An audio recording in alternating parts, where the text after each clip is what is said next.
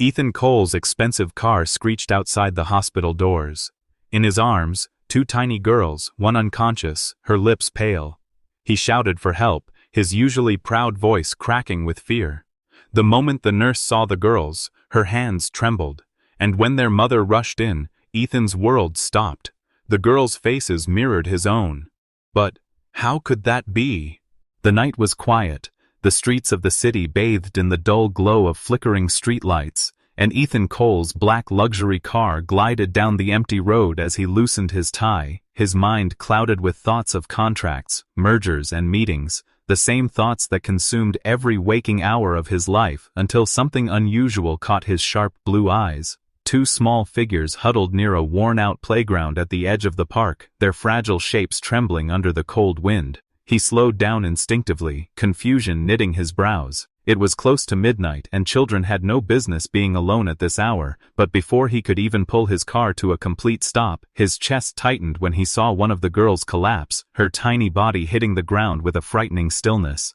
Heart pounding, Ethan leaped out of his car, his polished shoes sinking into the damp grass as he rushed forward, and the moment he reached them, the sight stole his breath. The older of the two, with tears streaming down her cheeks, was desperately shaking the limp body of her twin, whispering pleas through sobs, her small voice cracked with desperation. "Wake up! Please, don't leave me!" Ethan knelt down, his tailored suit forgotten in the dirt, and when he touched the unconscious child, panic surged through his veins. Her lips were pale, her chest rising only faintly, and for the first time in years, the ruthless CEO who prided himself on control and dominance felt powerless. "It's going to be all right," he said, though his voice wavered, and he wasn't sure if he was trying to comfort the sobbing sister or himself. He scooped the little girl into his arms with a tenderness that surprised him, feeling how frighteningly light she was, while the conscious twin clung to his sleeve, refusing to let go. Without thinking, without questioning, he ran back to his car, adrenaline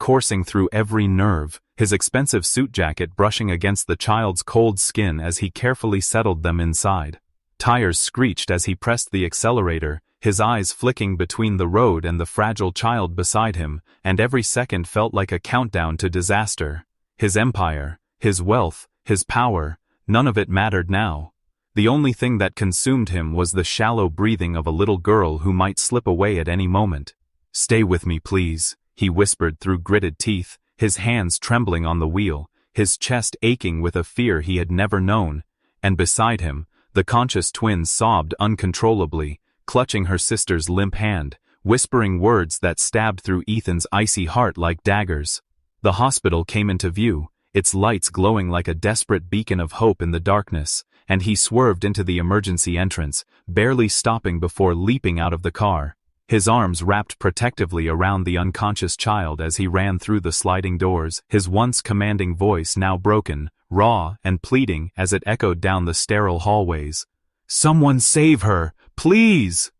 The echo of Ethan's desperate cry still lingered in the air when a young nurse in scrubs came rushing forward, her steps urgent but controlled, her presence radiating calm authority in the chaos, and without hesitation she extended her arms toward the unconscious child, her voice firm yet gentle. "Give her to me, sir. We need to move quickly." And though Ethan Cole was a man who never surrendered anything, not even a decision in the boardroom, he felt his grip loosen as if his heart itself was obeying her command, handing the fragile body into the nurse's capable hands, while the other twin, trembling and terrified, clung to his tailored suit with such desperation that he could feel her tiny nails pressing through the fabric into his skin. The automatic doors slammed shut behind them, the harsh hospital lights flickering above, and Ethan, who usually towered over people with intimidating confidence, found himself moving at the pace of the nurse, his stride uncertain as he followed her down the sterile corridor, his eyes locked on the unconscious child in her arms as though watching every shallow breath was the only thing tethering him to reality. "Stay with me," he muttered under his breath, his hand hovering protectively over the conscious twin's shoulder, guiding her along as her sobs echoed painfully through the hallway. Emily Carter, the nurse, spoke rapidly into her headset, calling for the pediatric emergency team, her tone efficient yet laced with compassion, and when she glanced up at Ethan, something strange flickered in her expression, a hesitation, a quiet recognition, as if the child in her arms carried not just the weight of life, but also the shadow of a past she hadn't expected to see again. The emergency team burst through swinging doors, a gurney rattling beneath their gloved hands, and Emily carefully laid the unconscious girl down, immediately checking her pulse, her lips moving in silent prayer before she barked out orders with practiced precision, her calmness anchoring the frantic energy in the room. Ethan stood frozen, his chest heaving, torn between wanting to snatch the child back into his arms and knowing he had no power here, that the only thing he could do was let strangers fight for her life. Strangers who seemed to care more in this moment than he ever had for anyone. The conscious twin buried her face in his chest, her tears soaking his shirt, and Ethan instinctively wrapped an arm around her small frame, holding her as though she were the only thing keeping him upright. His heart twisting at the realization that he had no idea who she was, and yet he felt an unexplainable connection that shook him to the core. Emily leaned close to the child, her hands steady as she adjusted the oxygen mask, and then, almost without realizing it, her eyes darted back to Ethan, her gaze narrowing with quiet suspicion, her lips parting as though she were about to speak, but stopped herself, her chest rising with a deep, conflicted breath.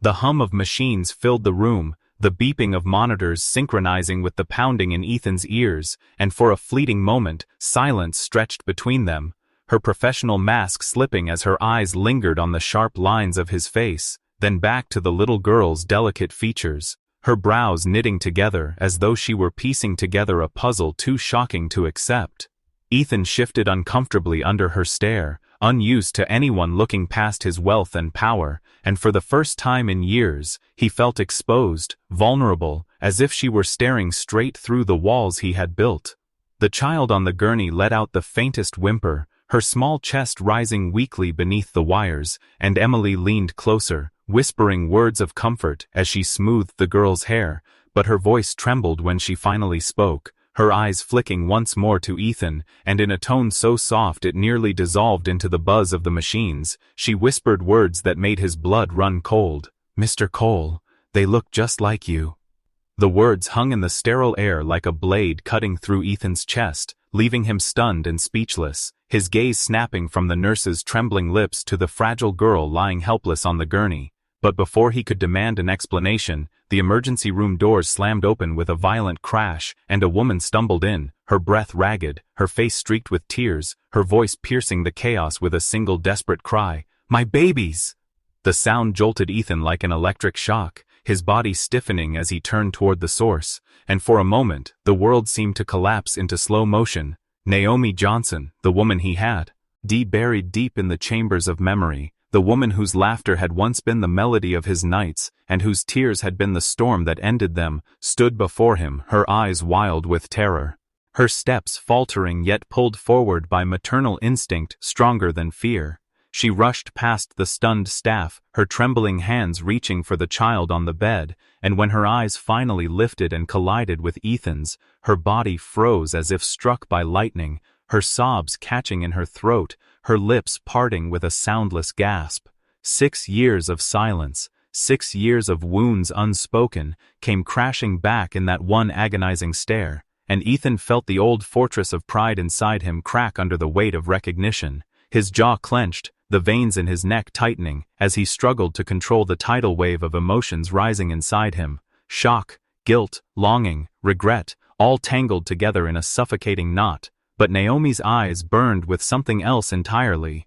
something that pierced deeper than any accusation could, pain that had never healed, betrayal that had festered into a wound she carried every day since he left. Nurses moved around them, adjusting wires and IV lines, shouting medical terms, but in that moment the hospital noise faded into background static, leaving only the jagged silence between two souls who had once been everything to each other, and were now strangers bound by a truth neither of them could run from. Naomi's hands hovered over her daughter's fragile frame, her fingers trembling as though she feared even her touch might shatter the child. And then, with a sudden rush of anger that broke through her grief, she spun toward Ethan, closing the distance in 2 quick strides, her tear-streaked face inches from his, the scent of salt and desperation filling the narrow space between them. She gripped his arm with a force that belied her slender frame, her nails digging into the fine fabric of his suit, her eyes blazing with a fury he had never seen before, and through clenched teeth, her voice low enough to slice like glass. She hissed. It words that struck him harder than any blow could. "You don't belong here." Her words still burned against his skin, but before Ethan could form a reply, the sharp beeps of the monitors dragged their attention back to the fragile child fighting for life on the gurney, the air thick with urgency as doctors crowded around her tiny frame, barking orders, sliding tubes and pressing pads against her chest. And amidst the chaos, Naomi's composure shattered, her sobs breaking free, her shoulders shaking violently as she clutched the edge of the bed, whispering prayers only a mother could voice. Yet when she turned back to Ethan, grief sharpened into fury, her trembling finger pointing straight at him, her voice rising above the din, raw and unfiltered. "You stand there like a stranger, but you have no right, because those girls, they are yours."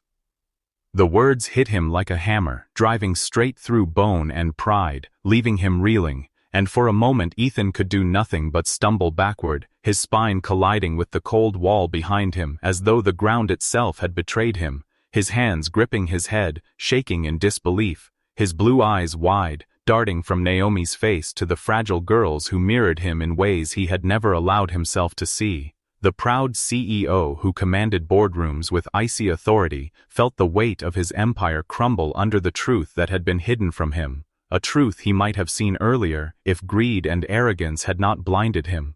Images from 6 years ago surged violently to the surface. The night Naomi stood in his penthouse, her voice breaking as she begged him not to leave, her hands on her stomach, trembling as though she wanted to speak but couldn't, and he, drunk on ambition, had dismissed her tears as weakness, had chosen contracts and power over the fragile heartbeat of love she carried inside her. Now the knives of memory sliced through him, each one sharper than the last, and guilt spread through his chest like poison, suffocating him until the walls themselves seemed to close in. His voice cracked, foreign to his own ears as he whispered, almost to himself, "I left them. I left you." And for the first time since he was a boy, tears burned his eyes, threatening to spill down the face the world thought unbreakable. Naomi, though consumed by anger, faltered at the sight of him collapsing under the truth, but before either could speak again, the sudden silence of the room was broken by the heavy steps of the lead doctor emerging from behind the swinging doors, his gloves stained, his expression carved from stone, and when his grim eyes locked onto Naomi and Ethan, the hallway seemed to shrink into suffocating stillness as he uttered the words that turned their blood to ice. "We might lose her." Ethan's world collapsed into a silence louder than thunder as the ICU alarms pierced the air, his chest tightening with each shrill echo of Code Blue,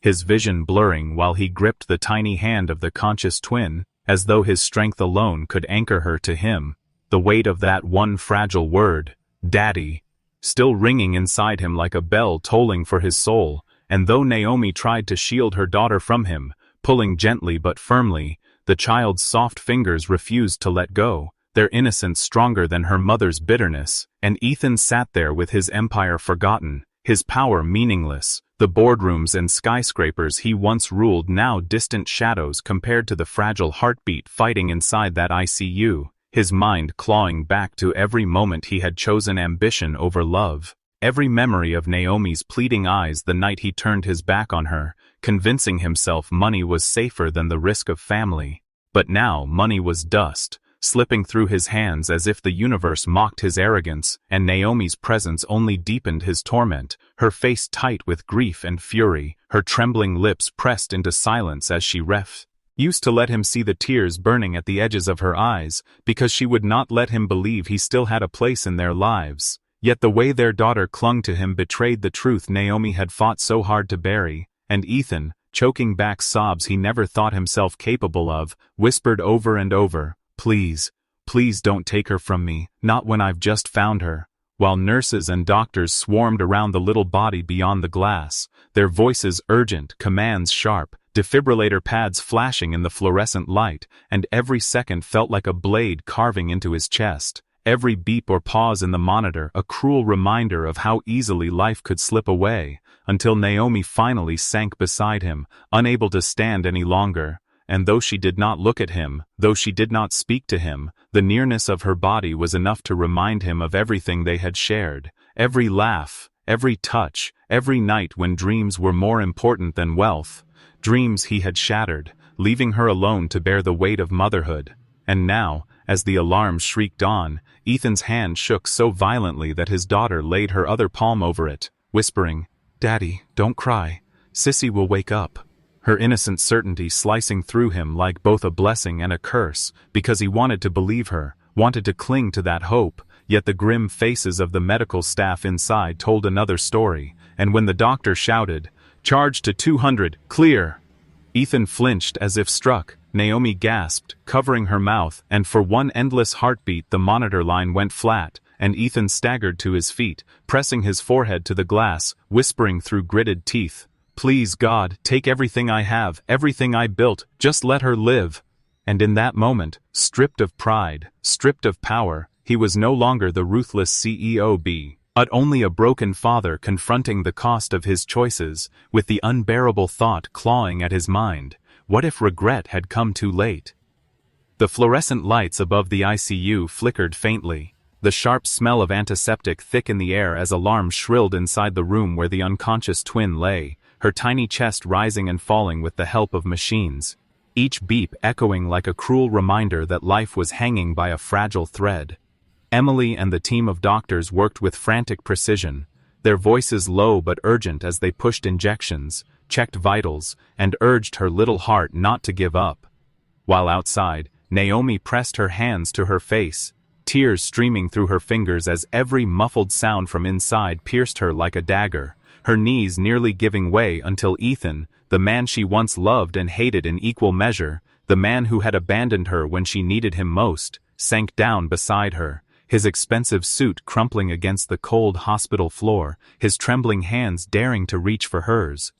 He didn't care about dignity, didn't care that nurses, strangers and staff saw him stripped of his power. He was not Ethan Cole, the ruthless CEO in that moment, but a broken man begging heaven for a miracle, whispering with a voice hoarse from grief, "If she survives, Naomi, if God spares her life, I'll never walk away again. I swear to you on everything I have, everything I am, I will never let you or them face another moment alone." Naomi's shoulders shook as his words washed over her, but bitterness burned in her chest, her memories too sharp to fade, memories of the night he turned his back, of the years she raised two little girls alone while the world mocked her, while the pain of his absence hardened her heart. And so she turned her tear-streaked face toward him, her eyes blazing even through the sorrow, and asked with a voice trembling yet strong, "How can I trust a man who left us once?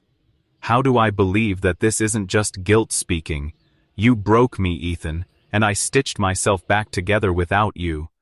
Now you expect me to let you in just because you're scared of losing her?" Her words cut deeper than any business defeat he had ever known, and for once the powerful man had no answer, only silence, only the throb of his own guilt suffocating him as he lowered his head, his lips parting to respond but nothing escaping, because how could he undo 6 years of abandonment with promises made in a hallway soaked with tears? And as Naomi pulled her hands free, wrapping her arms around her body as though to shield herself from both his regret and her own vulnerability, the door to the ICU creaked open, the noise stretching like eternity, and a hush fell over the corridor, even the conscious twin holding her breath as Emily stepped out first, her scrubs stained with the sweat of battle, followed by the doctor whose weary eyes carried a weight too heavy for words. He walked slowly, each step deliberate, his face unreadable in the way that makes hearts stop, as if he bore news that could shatter or save their entire world, his gaze shifting from Naomi's tearful eyes to Ethan's hollow face, before resting on the small child clutching her father's hand, and in that stillness, with Naomi trembling and Ethan on the edge of breaking completely, the question that clawed at their souls hung unanswered in the sterile air. Had they won the fight for her life, or lost her forever? The hallway that had moments before felt like a prison of dread suddenly shifted as the doctor's unreadable face broke into the faintest of smiles, his voice steady but soft. "She's stable."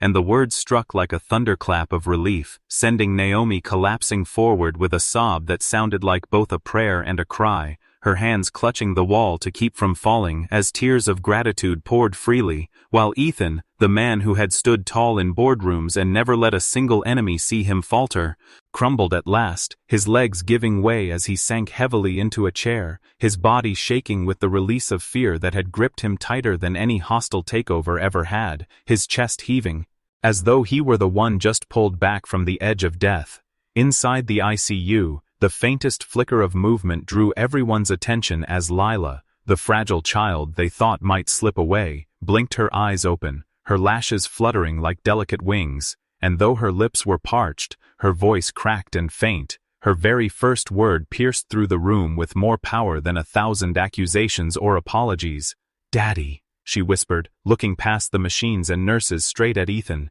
and the word shattered him, wrecked him, rebuilt him all at once, his trembling hand reaching out as if afraid to touch her in case she vanished again, and Naomi stood frozen, her heart torn between the fury of betrayal that still lived in her veins and the undeniable truth unfolding before her eyes, that her daughters, her world, saw this man as theirs, no matter the past. The sight of Ethan breaking apart under that one word carved a deep ache into Naomi's chest, and though her instinct was to shield herself, to shield her children from more hurt, the line between anger and forgiveness blurred as the weight of years pressed down on her, and in that charged silence, Emily Carter stood just behind them, her nurse's badge catching the sterile light, watching with an expression softer than anyone had ever seen on her face, her voice barely above a whisper yet cutting through the storm like a quiet truth. Sometimes life gives second chances to the most undeserving.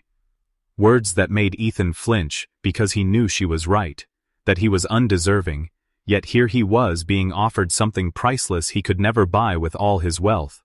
Naomi's hands trembled at her sides as she turned toward Ethan, her throat tight with emotions she had buried for years, and as Lila's small fingers twitched toward him again, Naomi's voice broke the silence, trembling, raw, both a challenge and a plea. "Prove you deserve them." The weeks that followed were nothing short of transformation, as though time itself had cracked open to offer Ethan Cole a rare, fragile gift, and the man once known for his cold detachment and ruthless ambition, slowly dissolved into someone unrecognizable to those who had only ever seen the CEO in glass towers and boardrooms. Dawns that once began with sharp suits and endless calls now opened with the gentle chaos of two little girls climbing onto his lap, their laughter brighter than any corporate victory, his large hands awkward but determined as he learned to braid their hair with clumsy patience, every twist and tuck a silent apology, every ribbon tied a promise he would not break again, and when night fell, instead of staring at spreadsheets under sterile lights, he sat cross-legged on the carpet of Naomi's small living room, a book in his hands, his deep voice weaving fairy tales while Lila and Layla curled against him, their tiny fingers clutching his sleeve as if anchoring him in a world he never knew he craved. And Naomi, watching quietly from the doorway, felt her heart war with itself, resentment whispering reminders of the years she struggled alone, but her eyes betraying her as they softened at the sight of him, humbled, human, wholly devoted to the children she had once vowed to protect from his shadow. And so days blurred into something fragile and healing, until one evening the hospital held its annual fundraiser, the grand hall filled with glittering chandeliers and whispers of wealth, a world Ethan had once ruled with iron precision, yet when he stepped onto the stage this time, it was not the polished titan of industry who addressed the crowd, but a man stripped bare, his voice thick with sincerity as he declared, "I was blind chasing success, thinking empires and millions would fill the emptiness in me. But 2, he's 3, and here his hand gestured toward the front row where Naomi sat with their daughters, their eyes wide with pride. They're my true wealth, my reason, my second chance," and silence fell over the room, broken only by a swell of applause that felt more like acknowledgement than admiration, a recognition that the man had finally found something worth more than money. When he descended from the stage, his gaze locked with Naomi's, her eyes glistening, her guarded walls trembling as he reached for her hand, and though hesitation flickered in her chest, her fingers finally slid into his, the warmth of his touch steady and sure, the twins giggling between them as they clasped their parents' joined hands. A circle unbroken at last, and in that moment Ethan understood the paradox of his journey. He had lost millions in deals, power had slipped through his grasp, But what he had gained was immeasurable, something he had once believed forever beyond his reach. A family, fragile yet real, forgiving yet firm. And as the girl's laughter echoed through the hall and Naomi's head rested softly against his shoulder, Ethan Cole knew with bone-deep certainty that for the first time in his life, he was truly rich.